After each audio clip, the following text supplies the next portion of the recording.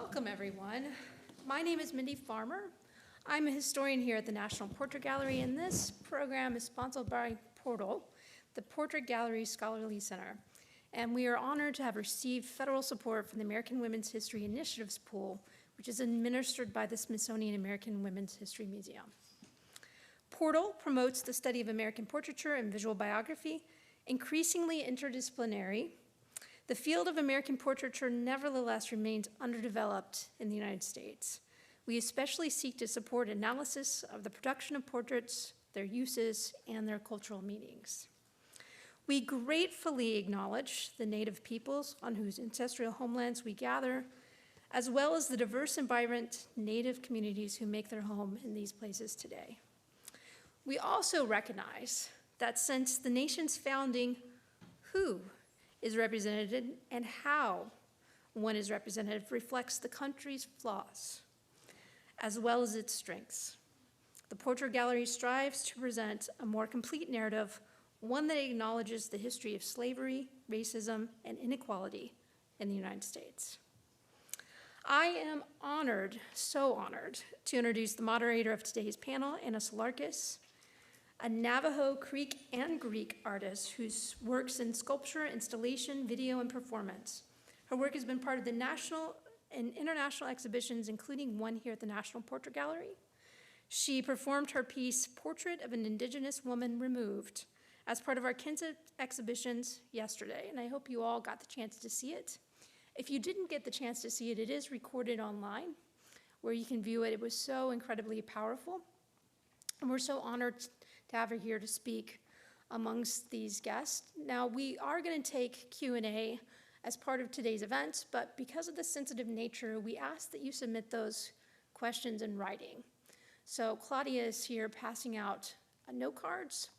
There are a few pins around that we will circulate, so during the event, if you come up with questions, please write those down, and then I'll collect them and hand them to the panelists when we're ready for Q&A. And with that, I am honored to turn it over to Anna, our moderator.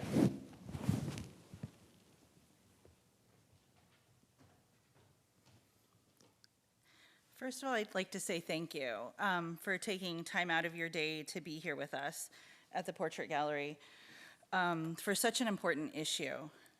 My work has been here at the Portrait Gallery since October of 2022 as part of the Kinship exhibition. The Kinship exhibition has been in the works since 2018, which has been kind of crazy to think about. And I wanted to kind of give you a brief kind of summary of how the work came to be part of this. So when I was first invited to be part of the Kinship exhibition by two of the curators, Dorothy Moss and Leslie Urenia, they had this idea because they knew I was an artist who works across disciplines, but also including performance. If I'd like to create a piece that's part of the exhibition that would be performance. And it would be the first time that the Portrait Gallery included performance as an actual piece within an exhibition. And another first for the Portraiture Now was that I'd be the first Indigenous artist to be included in the Portraiture Now series exhibitions that have been going on for several years. I was really excited about this opportunity to show in a museum whose mission is dealing with both history and the representation of people in terms of portraiture, and thinking about how those two things come together in so many ways when looking at Native American art, Native American history. And I knew when I was given this opportunity, kind of this big platform, that I wanted to focus on the missing and murdered Indigenous women and girls movement. It was something that had been on my mind since a study had come out through the Seattle's Urban Indian Health Institute report in 2018. It's kind of one of those things that you read about and it just breaks your heart that this epidemic is happening all around you, that it's not being discussed or talked about as much as it definitely should be. And I wanted to try to help heighten that awareness through this opportunity given to me by the Portrait Gallery. And one of those reasons, something that Kinsale Drake talked about, who spoke at 4 o'clock today, was about the importance of stories and about how stories are, related so much to kinship, to ideas of love and memory. And I think for me, that's where this was born from. The reason that it became kind of at the forefront of my mind during that time in 2018, was also like after reading that report, it was kind of heightened awareness. And later on, as I began doing more research about this, I found out that somebody that I'd met a long time ago when we were in college had been affected by this epidemic. And that was Grace Bulltail, whose niece, Kaysara Stops Pretty Places, had been one of these women. And it was at that moment that I knew that I really wanted to pursue this. And it was through her willingness to share the story, to give voice to her niece and her story, that really bore all of this. And this is why we're here, is because of Grace's strength and her love for her niece. Everything that we've done, that I've been a part of at the Portrait Gallery, is because of what she's done. And I just want to give and really thank her and honor her for her willingness to be part of the program, of allowing me to honor Kaysara in this way, and really beginning this whole journey that I started in 2018 here at the Portrait Gallery. So thank you, Grace. So I just wanted to introduce our 4 panelists here that are so lovely and happy that they're willing to be here. First, we have Kathleen Ash-Milby, Navajo. She's the is the curator of Native American art at the Portland Art Museum as of 2019. Recent exhibitions include Jeffrey Gibson, They Come From Fire, and Dakota Modern, The Art of Oscar Howe, and Mesh. Previously, Ash-Milby was an associate curator at the Smithsonian's National Museum of the American Indian in New York. She was the president of the Native American Art Studies Association and curator and co-director of the American Indian Community House Gallery in New York City. Thanks for joining us, Kathleen. Grace Bulltail Crow is an assistant professor in the Nelson Institute for Environmental Studies at the University of Wisconsin-Madison. Her research is devoted to tribal lands and federally reserved lands and the relationship of water, energy, and land use. She has studied water resource engineering, natural resource management, land use, water quality science, and environmental justice in indigenous communities. She earned her PhD from Cornell University in biological and environmental engineering. Ashley Minner-Jones, Lumbee Tribe of North Carolina, is assistant curator for history and culture at the Smithsonian National Museum of the American Indian in Washington, D.C. Ashley earned an MFA in community arts from Maryland Institute College of Art and a PhD in American Studies from University of Maryland, College Park. She specializes in 20th century urban American Indian history and ethnography. In addition to her curatorship, she maintains a practice as a community-based visual artist and folklorist in her hometown of Baltimore, Maryland. Mary Kathryn Nagle, Cherokee, is most well known for her work on ending violence against Native women. She has worked extensively on Violence Against Women Act reauthorization, and she has filed numerous briefs in the U.S. Supreme Court as a part of the National Indigenous Women's Resource Center's VAWA Sovereignty Initiative, including most recently Dinespe versus United States, U.S. versus Cooley, Oklahoma v. Murphy, Oklahoma v. McGirt, Oklahoma v. Castro Huerta, Breckine v. Holland, and United States v. Rahimi. She represents numerous families of murdered and missing Indigenous women and girls, including Kaysara Stops Pretty Places family. Thank you all for joining us today. So the layout of what we'll be doing this evening is I've invited each of them to kind of present on their work and their practice within these areas that we're kind of discussing. And so they'll do around 5-minute presentations and talk about that. And then after that, we'll go into kind of a more conversation about MMIP, MMIW, about the work that they do, and different challenges that they face within that. So Ashley Minner-Jones is going to speak to us first.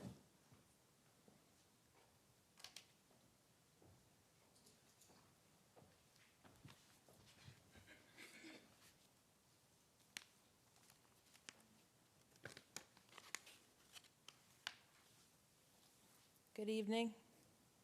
I'm not an expert on the missing and murdered Indigenous women's crisis, nor am I deeply involved in advocacy, as are my co-panelists. I believe I was invited to participate this evening because I advised on my friend Anna's performance series and related public programming here at the National Portrait Gallery, and that has been my great honor. What I can tell you is that I have been personally touched by this crisis, as has just about every other Native person. These are portraits of Yasmin Wilson and Tiffany Jones, two Lumbee women who were murdered just up the road from where we're speaking tonight in our hometown of Baltimore, Maryland.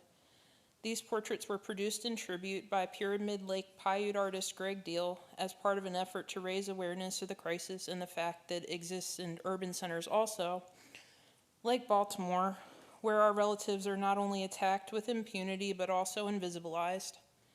And so these portraits were displayed on a billboard in Baltimore on May 5th of this year, the Day of Awareness for Missing and Murdered Indigenous Women, to make them visible. I still don't think of Yasmin as a woman. I worked with her from the time she was a very young girl until she was a teenager through Indian education and our Native American after-school art program. She was my kid. She was wonderful and smart and funny. I could tell you hundreds of stories about her and how she was loved. She is still loved. She was shot and killed on the street when she was 20 years old while pushing her 1-year-old daughter in a stroller. I have never been able to talk about her death. Tiffany was my husband's second cousin. They grew up together. She was kidnapped, tortured, and burned when she was 29 years old. In addition to being a cousin, she was a daughter and a granddaughter and a mother too. She was loved, she is still loved, and we will remember them always. Something else I will share is that in my short time working as a curator at the Smithsonian National Museum of the American Indian, I successfully proposed the acquisition of 10 quilt squares and 5 shawls from the monument quilt, which was a project of force, upsetting rape culture. Founded in 2010 by artists and survivors Hannah Brancato and Rebecca Nagle, a citizen of the Cherokee Nation and the sister of Mary Kathryn Nagle. Force is an art and activist collective dedicated to constructing a culture of consent, widely known for creating public art to disrupt rape culture. From 2013 to 2019, Force organized and led community quilt making workshops around the world, which resulted in a collection of over 3,000 stories of survivors of sexual and intimate partner violence constructed in the form of quilt squares. The squares were made using a variety of techniques. They featured traditional applique and piecework, as well as paint, permanent marker, ribbons, buttons, and other notions on fabric, with house wrap for backing. Force led many workshops in partnership with Native nations and urban Native communities. They also organized campaigns to highlight the disproportionate impact of sexual violence on marginalized communities, especially Native women and children. The Dollar General campaign was one of their organizing efforts put together by Rebecca Nagle. In 2015, the National Indigenous Women's Resource Center organized a protest on the steps of the Supreme Court when the case Dollar General versus Mississippi Band of Choctaw Indians was being heard. This case threatened tribal sovereignty because a ruling in Dollar General's favor would have limited the ability of tribal nations to bring civil suits against non-tribal entities. Ahead of this action, Force asked people to create quilt squares in support of tribal sovereignty and to stop Dollar General. In what became the Quilt Walk for Justice, protesters carried squares of the monument quilt stitched onto prayer shawls while the monument quilt was on display across the street. From 2013 to 2019, the monument quilt was displayed 50 times in the U.S. and Mexico on reservations, football fields, college campuses, public parks. Outside of prisons and more, the stories literally blanketed highly public outdoor places to create and demand space to heal and resist a singular narrative about sexual violence. This is a detail of a 2016 monument quilt installation in the National Museum of the American Indian Potomac Atrium, which was organized by Mary Kathryn and Rebecca Nagle. The monument quilt was the first national memorial to survivors of sexual and intimate partner violence. In its 50th and final display in 2019, the monument quilt stretched across the National Mall to spell out "You are not alone" in English and Spanish. Over 50,000 people saw it in person, and hundreds of thousands engaged with the project online. The thousands of survivors who told their stories in the quilt did so during the Me Too era, illustrating the role of art in creating this dramatic shift in consciousness. And after completing the monument quilt in 2019, Force's operations have now ceased, and their efforts are focused on archiving all 750 blocks that make up the monument quilt. The National Museum of the American Indians acquisition was made possible through the generous support of the Smithsonian American Women's History Initiative, and I thought it was very important and timely for us to invest in these pieces because they are artifacts of contemporary activism in American Indian communities across the land, made in support of body and tribal sovereignty, challenges to which are directly related to the epidemic of violence against Native women and girls that is now being brought to light, perhaps most effectively by artist survivors. And you can watch an Instagram reel published by the National Museum of the American Indian on May 5th here at this Instagram handle, highlighting this important acquisition, and you can learn more about the Monument Quilt Project at this address. Thank you.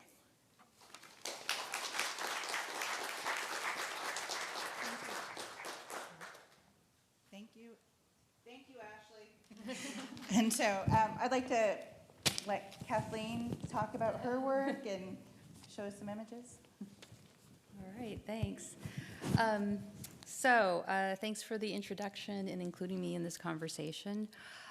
Over the course of my career, I haven't focused exclusively on any projects that have to do with the theme of today's panel.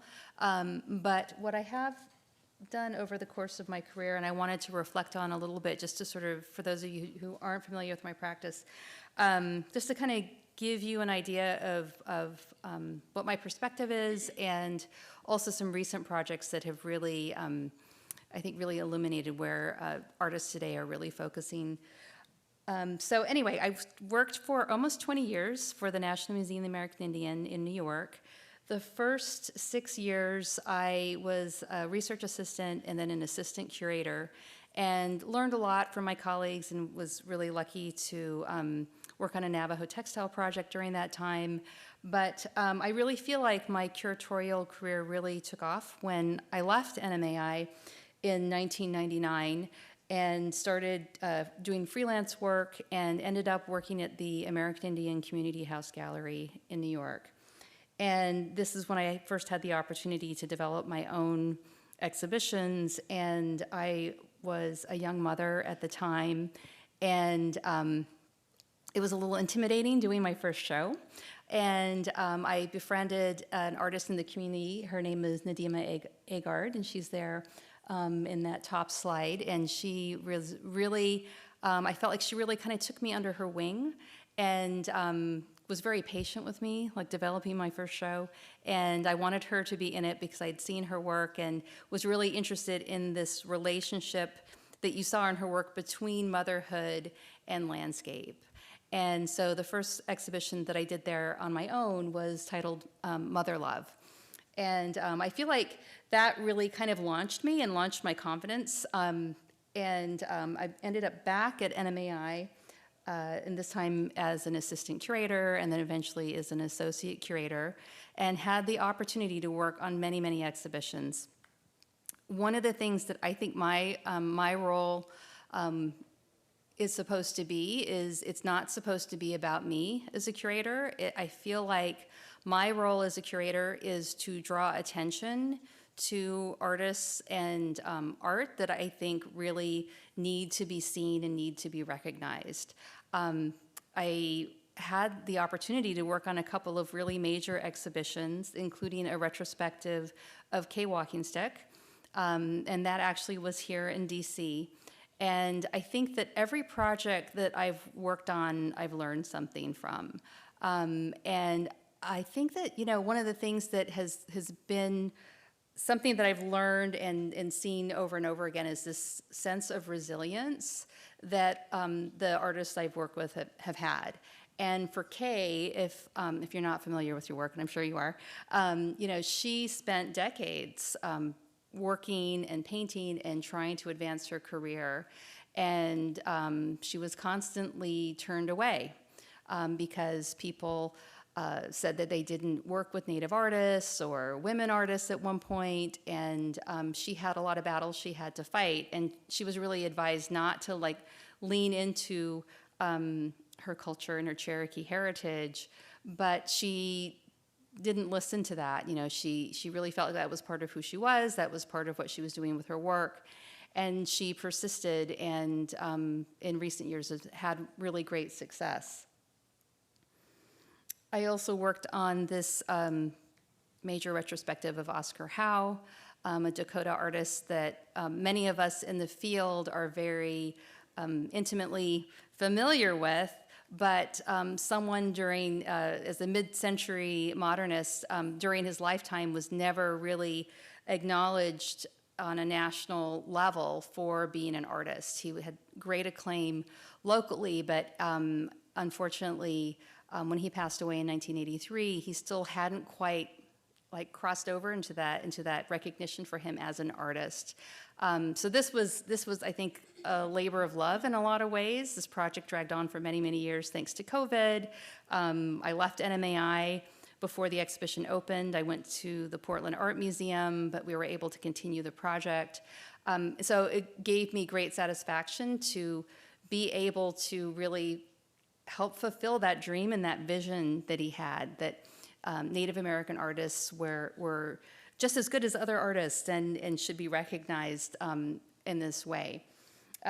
So the other thing, though, that I really have enjoyed working on throughout my career is working with emerging artists. I feel like I toggle back and forth between working on major icons in the field who didn't get the recognition they should have gotten either earlier in their career or in their lifetime, and then working with emerging artists.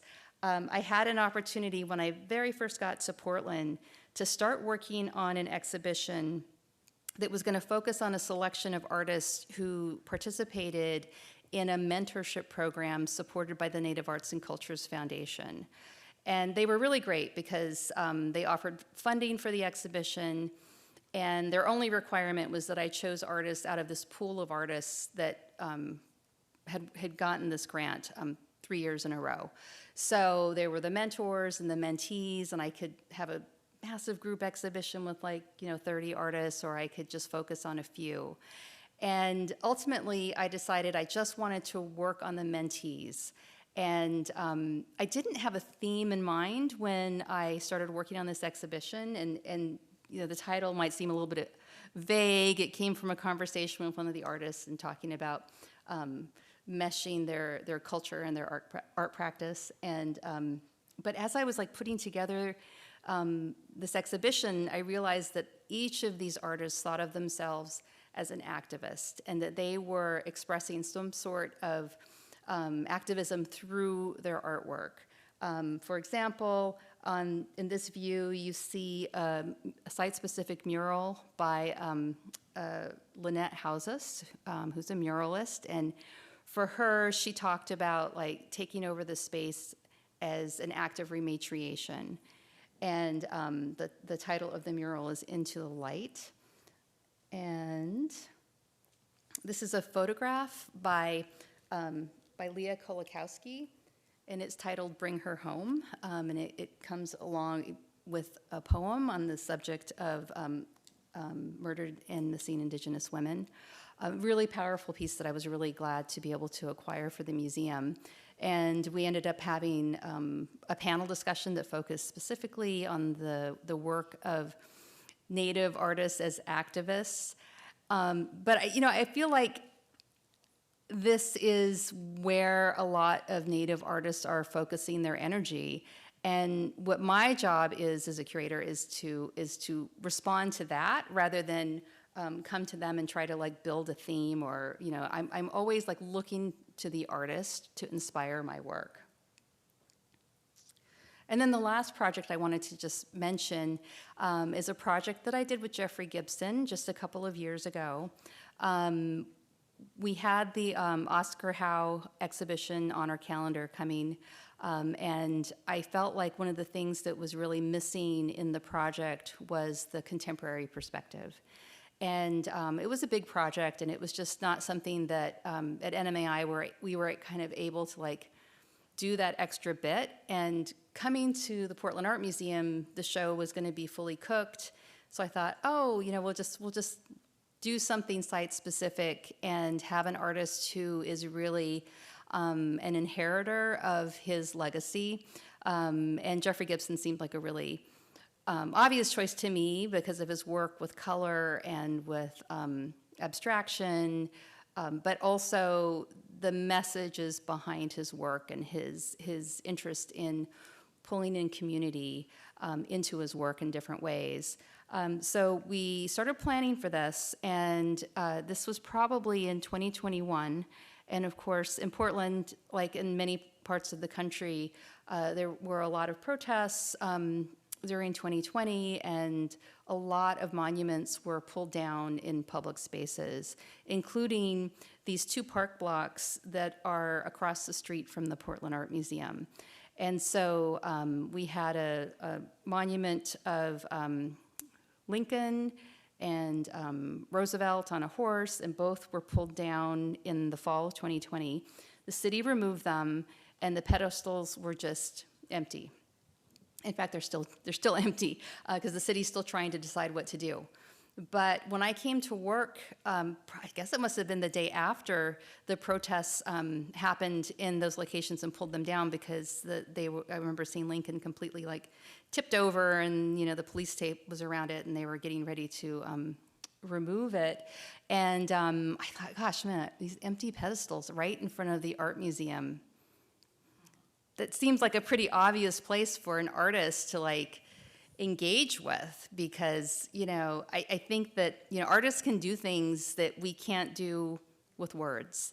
And so when Jeffrey came out in 2021 to plan his project and sort of like look at different locations that he could engage and do something, I showed him the empty pedestals, and I'm like, you know, it feels like there's could be an opportunity here, and he agreed. And so in, let's see, what it would be, spring of 21, he came back and decided to do a photo shoot. We organized a community photo shoot, and basically he wanted to use the pedestals as a place for people in the community, Indigenous, BIPOC, queer, allies, to be photographed and choose how they wanted to be presented to the world. Some people stood in front of the pedestals, some people stood on them.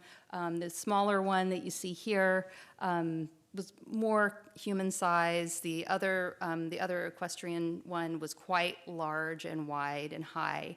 But people came individually, they came in families, they came with chosen families. We had the last day of a 3-day photo shoot, we had over 30 people that were part of a canoe family that just completely filled up the larger pedestal, and really did an amazing thing by doing, you know, something that was a fairly simple concept of having community members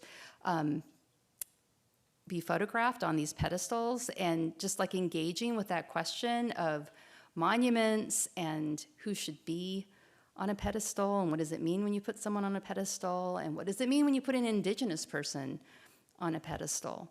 One of the things that I found really affecting was that many people showed up with objects that belonged to people close to them who had passed away.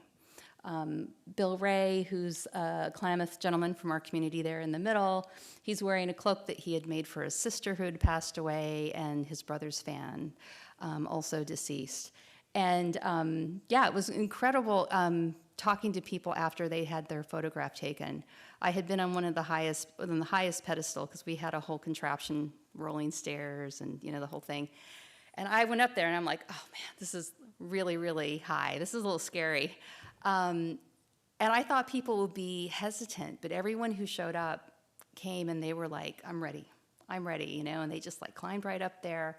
And one of the women from the canoe family said to me afterwards, she said that when she was standing up there, she felt like she was part of change happening. And she felt like she was being seen, being included like that. And I think that, I think that's what we need to do as curators and as scholars, is to give Native artists the chance to do projects like this, because it gives them the opportunity to show us things that maybe we didn't notice before. And I think a lot of the artwork that's happening related to murdered and missing Indigenous women really is about getting people to see. And I think that's what Anna's performance did, and I think that, you know, artists are the ones that can really move things to the next level. We can have politicians, we can have, you know, journalism, we can have all these stories, but it really needs to get into people's consciousness in order for them to really see what is happening. So, thank you. Thank you, Kathleen. I'd like to invite Grace up, shares with us.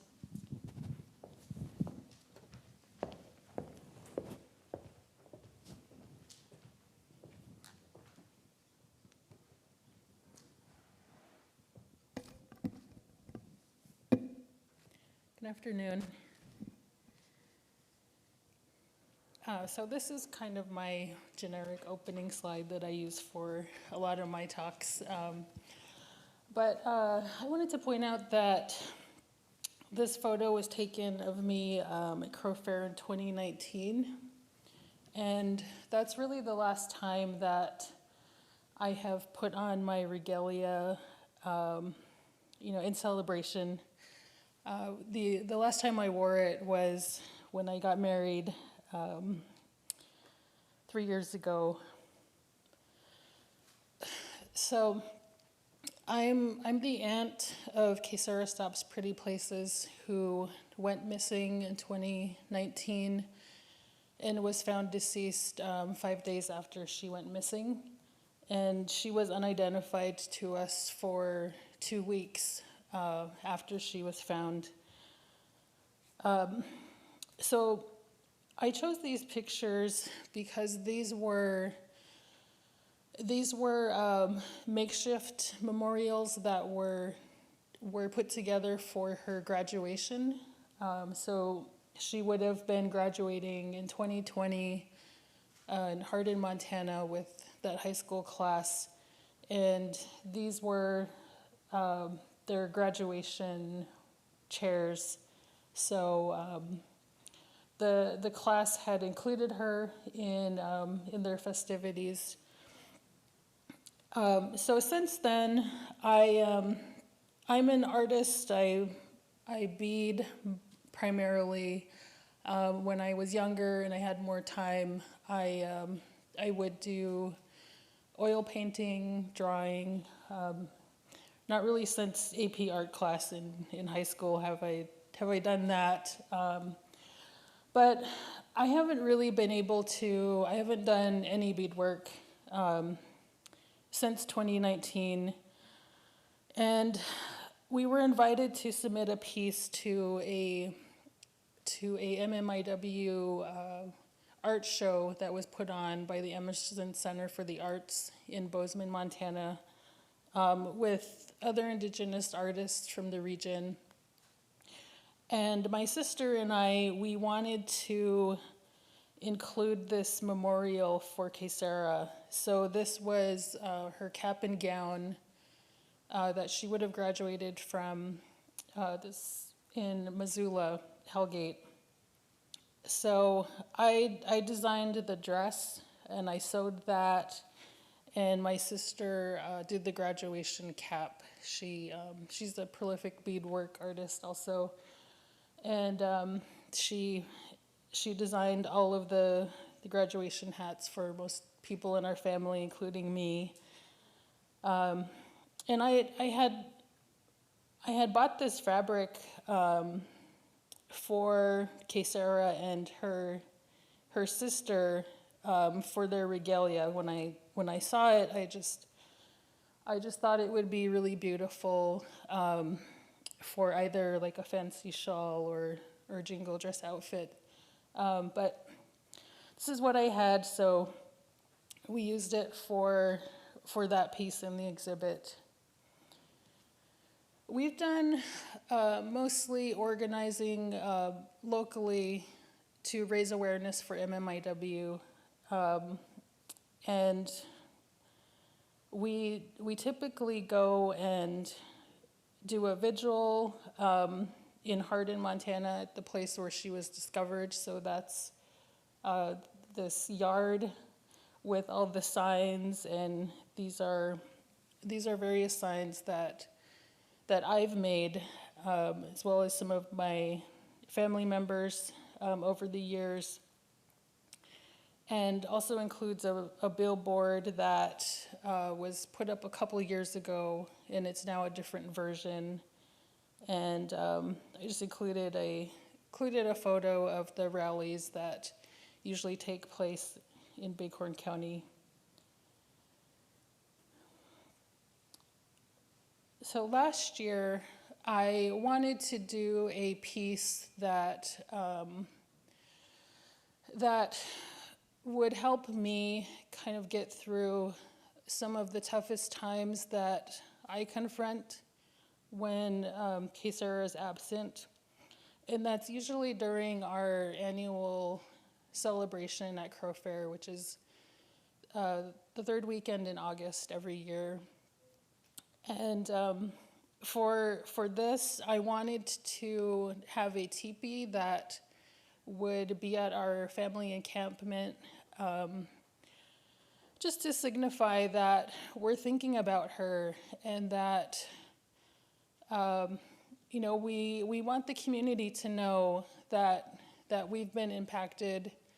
I mean, although it's a time of celebration, I think that we need to also, think about the ones that aren't there.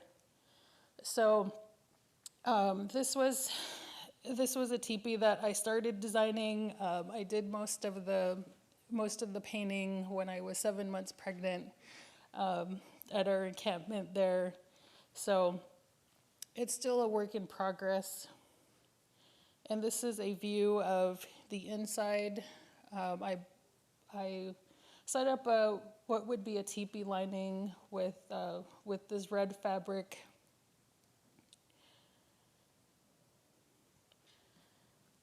And I also wanted to include just some photos that I have that I don't really share too much.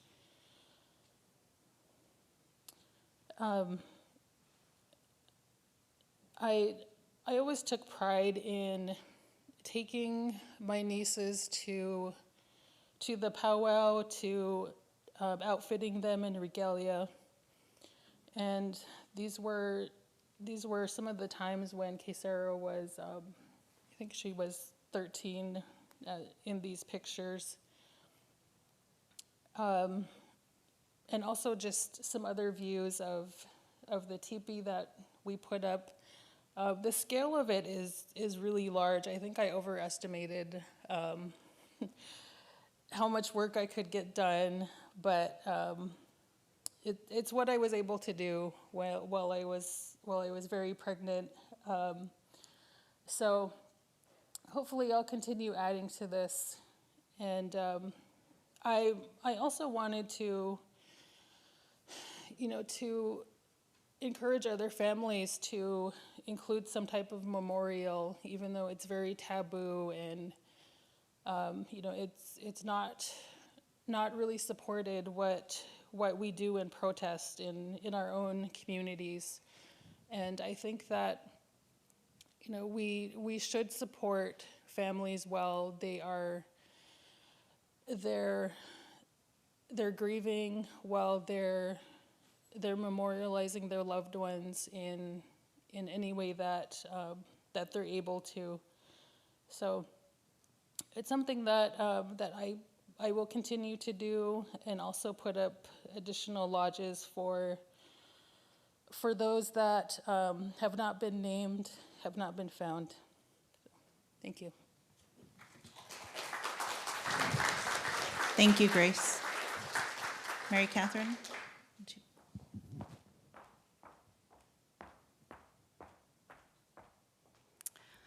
Good evening, everyone. It's an honor to be here and to celebrate your work, Anna, and to sit on this stage with these incredible women. I apologize that I don't have a PowerPoint of my work. I was going to put together some slides of photos. I do mostly my work as an artist is in the theater, but you could probably Google my name and maybe find some images of my plays online. I had a little bit of a health issue yesterday. I am 8 months pregnant, and everything's totally fine, but I'm on high alert anytime anything could possibly go wrong, and so ended up spending yesterday with that. But it's really an honor to be here, and you know, having heard all the other presentations actually makes me rethink a couple of the points that I'd like to focus on. And I get asked a lot about the impact of art on these issues because I do both art and legal advocacy. And it was really great to see Ashley's presentation and the photos of the monument quilt from the doorsteps, or the steps of the Supreme Court back when Dollar General was argued in front of that court in 2015. And of course, many props to everyone who worked on the monument quilt. It was an incredible effort from Rebecca, my sister, and Hannah, and everyone else who worked with them. But you know, that case, which we don't really talk about so much anymore in Indian country, but that case in 2015 was about a young Choctaw child who had been sexually assaulted by a non-Indian on the Mississippi Choctaw Reservation.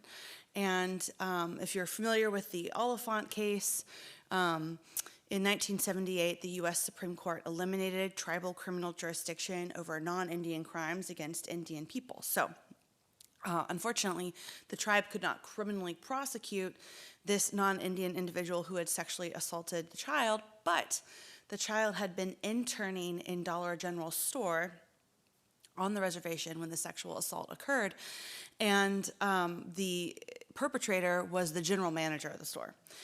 And so this is a common claim that people bring in all kinds of jurisdiction for negligent supervision of your employee. So if you are a corporation like Dollar General and you're employing someone who's repeatedly sexually assaulting other people that work for you, you can be held responsible under the law. And that's something that many jurisdictions recognize, not just Mississippi Choctaw.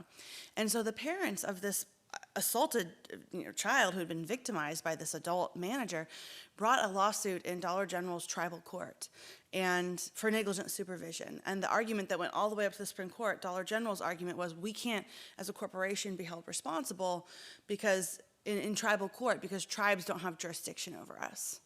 And that was a pretty alarming argument, especially considering Dollar General had decided to open their store on the Mississippi Choctaw Reservation, right? No one, put a gun to their head and said, you have to do this. They decided willingly to do that. They actually were leasing the storefront from the tribe. And this was a case that the media did not want to talk about.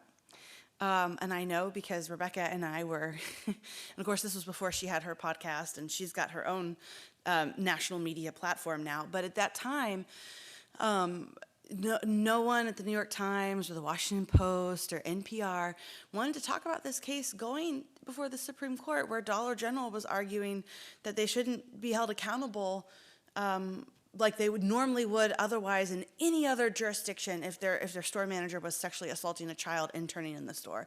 They shouldn't be held accountable simply because it took place on a reservation or because it affected a Native child. And that argument is pretty problematic. And that's why so many of our Native women, of our Native people showed up on the doorsteps of the Supreme Court for that rally, for that protest, which really consisted of laying the monument quilt out on the grass and then having elders and different spiritual leaders from different tribal communities across the United States come and pray. And so when we walked out of, I had I had filed an amicus brief on behalf of my client, the National Indigenous Womxn Resource Center. In that case, when we came out, we walked out after the oral argument, which was pretty demoralizing, quite honestly, just the way the argument went. Walked out the doorsteps, and we just saw the monument quilt and all these Native people, women with their shawls on, people praying, singing. It was incredibly, incredibly powerful. And I think about that moment, we ended up winning. Well, it was a 4-4 tie. So when the case was argued in December of 2015, there were 9 justices. And it was pretty clear during that argument that we were going to lose 5-4, because you can start to predict where the justices are going when they start asking their questions. And I felt pretty down about it. But I will say I walked out of the Supreme Court and saw hundreds of our people out there with shawls, with the monument quilt, praying and singing, and I just had this feeling. I was like, we're not losing this case. I don't know how. I don't know how that's possible. I just know that something is happening here today, and we can't lose this case. I will say, in February of 2016, Justice Scalia passed away unexpectedly. And the decision came out in June of 2016 as a 4-4 tie, because they had not yet appointed his replacement.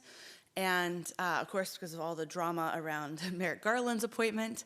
But the point is just that I know, as an attorney who does this work, that art and storytelling makes a powerful, powerful difference. You know, it's been an honor to work with Dr. Bulltail, Grace, and her family on Sarah's case. I work now on around 20 different cases of missing and murdered Indigenous women and girls, persons, relatives. You know, we can fight all we want about the law, and we do. And, you know, I'm working on an amicus brief in the Ninth Circuit right now that relates to sexual assault of Native women, actually committed by BIA officers, right? And the U.S. Attorney's Office in Montana and currently our BIA are arguing that a police officer who works for BIA, that the BIA should not be held accountable and should not have to pay any damages to a Native woman when a Native woman calls for help and a BIA officer shows up at her house and rapes her. That's because it's outside the scope of employment, the BIA should not be held responsible for that. That's a very problematic position to take if you think about our communities and this crisis that's happening, this epidemic of homicides of our own people. If calling 911 for help from BIA law enforcement means a choice between possibly preventing the homicide of someone you love that you know is in danger versus being raped, that's a very challenging choice to make, right? Or worse, we also have, we have Native people who are being killed by BIA officers also in Montana and elsewhere, and those cases are making their way through the court. And so we work on these cases as attorneys, trying to get justice and trying to convince law enforcement to investigate the homicides of our loved ones. And oftentimes even the law can be on our side. I can point to laws that are on the books that say, yes, there is jurisdiction here for the FBI to investigate, or actually there was not authorization for this assault on a Native woman, or this was excessive force, and this BIA officer did not have the right or authority to kill this Native person when he answered this call. But at the end of the day, it comes down to whether or not these powerful institutions in government, whether it's a county government, a state government, or a federal government, see our people as humans. And so often, the individuals working in these institutions do not. And that is something that I truly believe only art can change. We can file briefs in the Supreme Court, and I probably will for the rest of my working days, but that's not going to go very far if those people haven't been exposed to stories that rehumanize us. And what we've talked about a lot is that there's the dehumanization of Native people, whether it's through the folks who think it's really cool to wear Pocahontas as a Halloween costume, or different movies or plays or forms of entertainment that dehumanize our people. If you're representing a family, right, where someone has been murdered, and you call the FBI to say, why isn't the FBI investigating? If they haven't been given any opportunities to sort of counteract what the basic American education is, which is we don't value the lives of Native people, the chances that they're going to actually investigate the homicide of that Native person are very low. And I will say we live in a very interesting moment in terms of the law because of the advocacy of a lot of our Native advocates, we have won certain victories with things like Savannah's Act or the Not Invisible Act. But how is that actually changing things on the ground? And I will say the big disappointment I have at this point in 2023, after having worked on this issue for many years and seen what advocates fought for in the Violence Against Women Reauthorization Act and Savannah's Act and Not Invisible Act, is that we haven't seen that shift yet in the hearts and the minds of the individual police officers in urban areas, whether it's Baltimore, Chicago, Portland, but also the FBI. And the counties that border our reservations. And so when I'm representing a family, you know, a lot of times families ask me, because I'm an attorney, to represent them, and the reality is there's not a lot I can do with my law degree as an actual lawyer, because at the end of the day, most of the work of what Grace and everyone else is trying to do is to rehumanize their relatives who have been murdered and say to law enforcement, please investigate just like you would anyone else's homicide. Right? And the kinds of conversations you end up having with FBI agents or, sheriffs or in a county law, sheriff's office are really demoralizing. And I've had FBI agents tell me that they're not going to investigate the homicide of a Native person on tribal lands because they know when a Native person dies on tribal lands, it's usually because they were drinking or doing drugs. And they try to pin that on like every single Native victim, even when toxicology reports come back and show no drugs or alcohol involved. When we're off reservation lands and you're depending on the county, you have situations where a lot of times there's domestic violence involved in the homicides of our Native women, and everyone knows that this non-Native man she was with, there are probably multiple 911 calls on the record, but the county is not going to go after this guy because he's the cousin of the sheriff or the friend of the sheriff or those connections in smaller towns. And so it's on every level, whether it's a local county level or the FBI, which, by the way, was required to participate in Savannah's Act and Not Invisible Act, and they really just haven't shown up. I have had a couple examples, and I will say just recently, there was a successful prosecution of the individual who murdered Jamie Yazzie, who's Navajo, down in Phoenix. And I've actually been working with the FBI agent that worked on that case for another family I represent. And it has been an incredible experience to actually work with an FBI agent who cares and who actually wants to talk to the family. Most of them won't even talk to the family. And that's how dehumanized Native people are in the eyes of an agency like the FBI. Can you imagine? Of course, when Gabby Petito was murdered, it was like the federal government and the FBI sent, hundreds of thousands of dollars worth of resources, and of course they talked to the parents, right? Can you imagine telling the parents of someone who's been murdered that you're not going to talk to them about the investigation of their child? First of all, you're missing out on really critical evidence because you should be talking to everyone that knew this person, saw this person recently, was in the family, to do a thorough investigation. But it's also incredibly inhumane. And more often than not, the FBI just refuses to talk to the family. But here I have this FBI agent in Arizona who's different. And I'm trying to figure out where along the way what changed him? What was it, a work of art? Was it a TV show? Was it an experience with a Native family? But somewhere along the way, Native people were rehumanized for this FBI agent. And so he's like the one FBI agent I've found who is willing to actually investigate the homicide of a Native person. And that is far and few between. And so I will just conclude and say that as someone who has filed thank you for reading the bio. All those briefs in the Supreme Court, and we've had some victories in the Supreme Court recently, and those are to be celebrated. But the biggest change is going to come through art, through poetry, through performance, through storytelling, through visual, whether it's building a memorial within your community, or whether it's writing a short story, or working on a film or a TV show, or painting. Because at the end of the day, we're still, even though we've made some steps forward in terms of the law, we are still in a situation where the individuals who are responsible for carrying out that law don't see our relatives who are murdered as humans. And we're still combating that erasure, that invisibility, and that dehumanization. And so that's where I think artists really come in. And I'm biased because I'm also an artist, but I think it is critically important to support our artists and their work going out into the world, because that, I think, is how we're going to hopefully start to address this crisis. Thank you. Thank you, Mary Kathryn. This might be a good time, if you have questions, to write those down on the note cards, and Mindy can walk around collecting those note cards.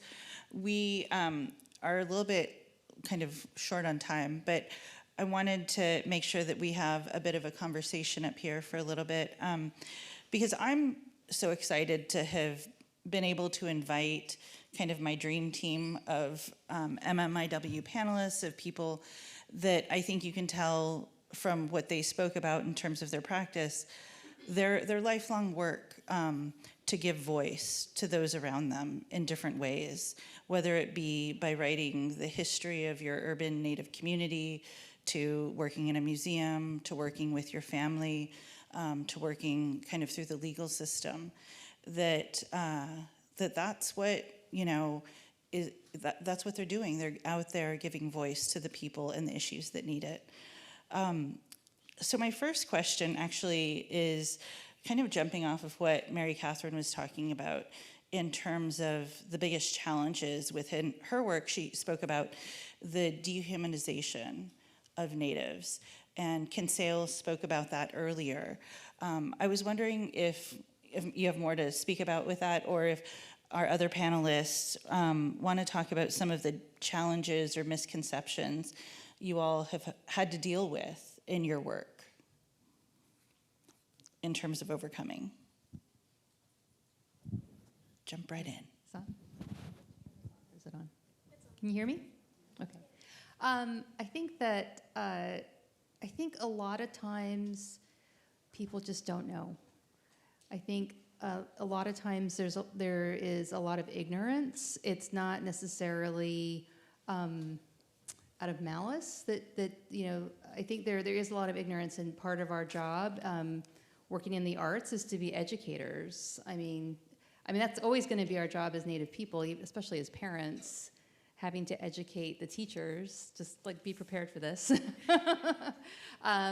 Yeah, so I feel like that's part of the challenge, but it's just necessary what we have to do.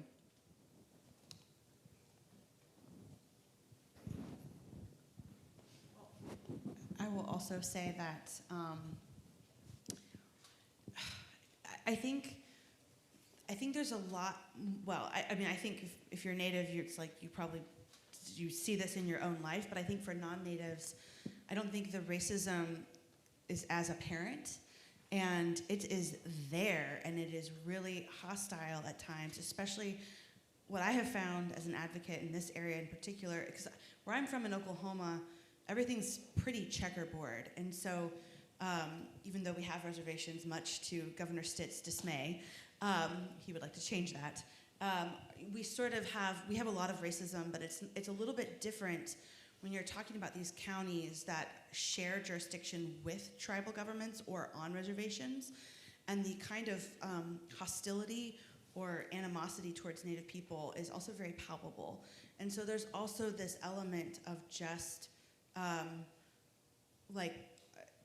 don't want to say just acceptance, but it's like more than acceptance when a Native person is murdered. It's like that is what some of the people in the community actually want to have happen. And so how do you change that institutionally when you're talking about a county sheriff's office, and so when a Native person is murdered, there is not going to be an investigation because there's not a concern about the fact that the lack of investigation will lead to more Native people being murdered. So each of you has affected change in a unique way in your individual field. How do you hope to continue that work within this, the different issues that you work within?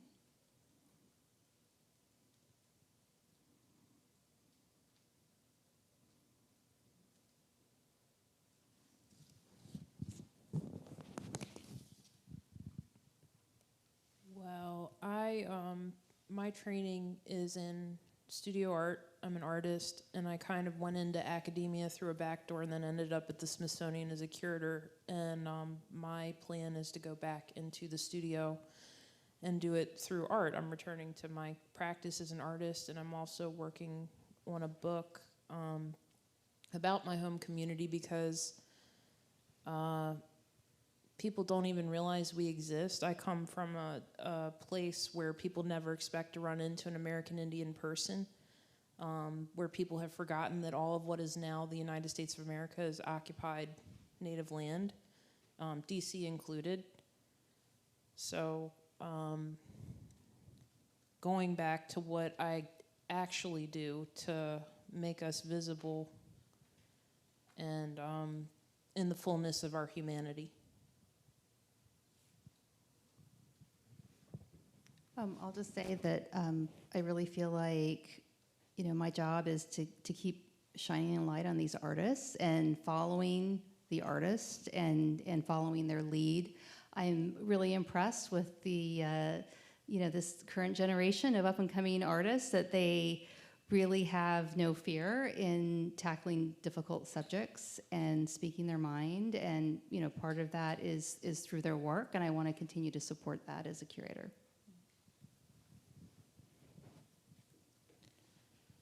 Yeah, I'll add that as a family member, something that I always push for is to center the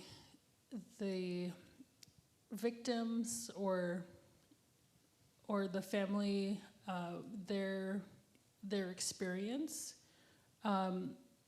Just having been involved in advocacy recently through the Not Invisible Act Commission, I was part of that as a family member. I just feel like, a lot of people in doing the work kind of get, they get fatigue, compassion fatigue. It's traumatic to do this work day in and day out. But I think that a lot of times there's not enough space for that voice, and just the way the system is set up, politically, what the government can do is center tribes. And rarely does that focus on tribal members. Does that center the people that are actually doing the work in our tribal communities, who are families? And I think that I've been empowered just seeing others in our communities, like Kesara's grandmother. Her really doing a lot more organizing and just being there, being the backbone for other families. I don't live in our community day in and day out, but the rest of my family has to. And I just think it's so difficult for them. And they need all the support they can, and I think that's something that I think that we should really be mindful of in a lot of these movements, is to just prioritize that space. Anna, can I ask you a question? Sure. So I wanted to know if you could just share with us a little bit about how it was for you as an artist, deciding to tackle this as a subject and to create this performance, and working with these families that have experienced these tremendous losses.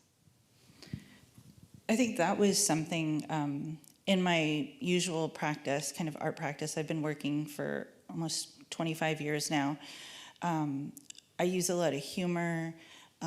There's very kind of goofy, kind of casual way that I do my work. And I think when I started this project, I knew that it would be very different. that I wanted to do everything with the utmost respect, that one of the biggest parts about it is that as a performance artist, when you're performing, usually everyone's looking at you. And so how do you create a performance piece that's not about you and you're not the focal point? How do I create something to where I truly become like the pedestal or the platform for that? And it's not about Anna Tsouhlarakis, but it's about all of these other women that I want to point to and to highlight.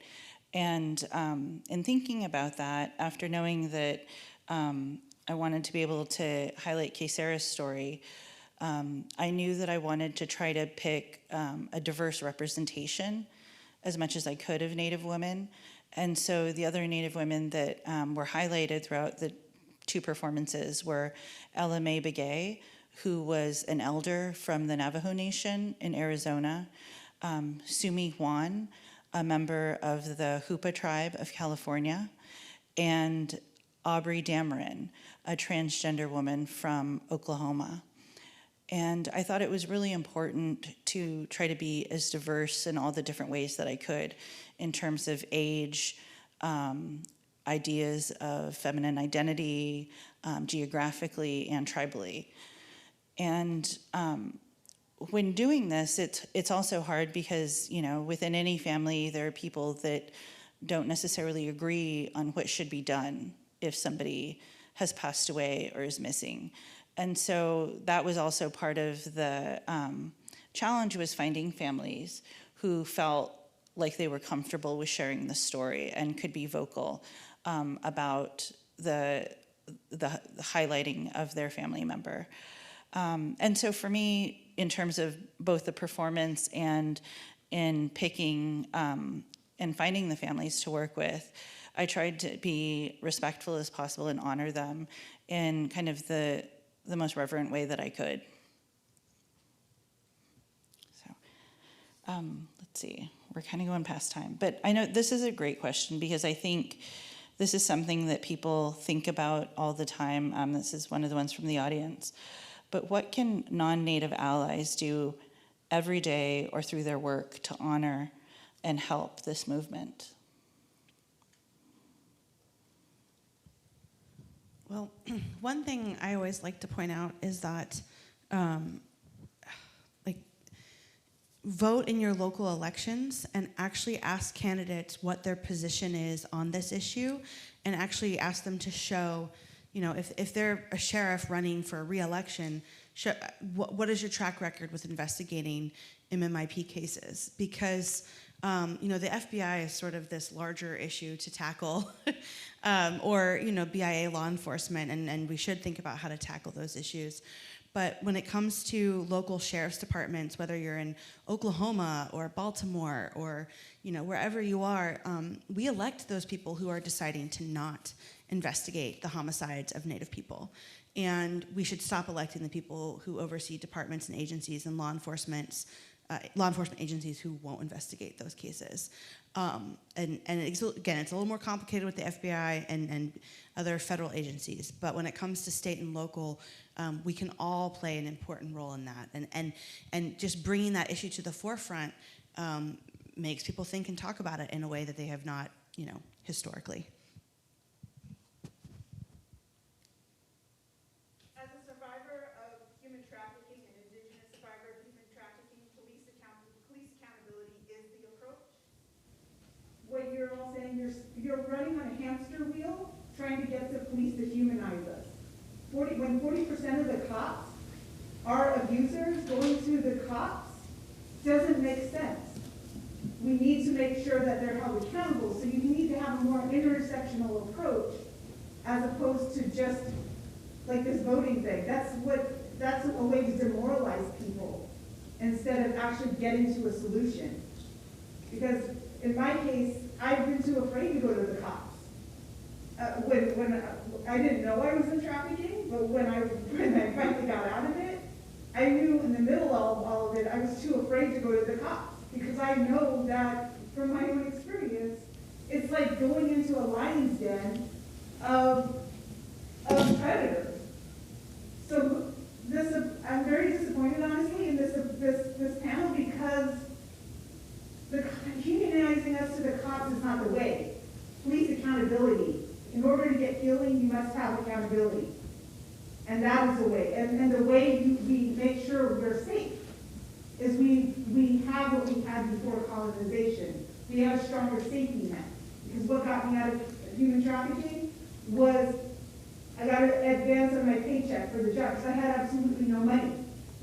Then I had an advance on my paycheck. I got free housing. I got free transportation. My coworkers helped me with food and the transition out. And then I finally had enough money to go home to my tribal community. This approach with the various bills that you've advocated for, I'm sorry, they have missed the mark because they are leaving us continuing to be targets of the predators who are very well skilled at knowing where to find us.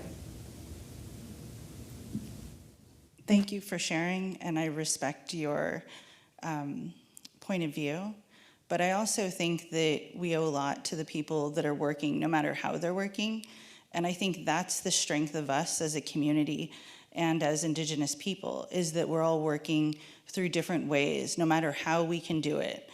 You know, 5 years ago, I didn't know that I would be on stage being able to highlight this issue that way and bringing it to the forefront of all the people that I've been able to be in contact with over the past 3 days. So to me, that is power, that is strength, and that is voice.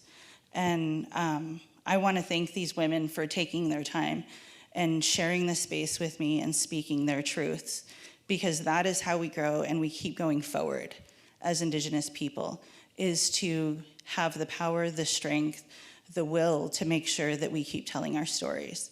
Thank you.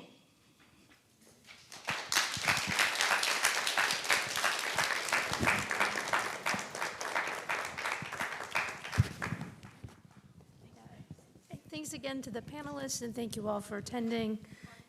And we really appreciate everyone coming tonight. And we hope to keep this conversation going. Thank you all.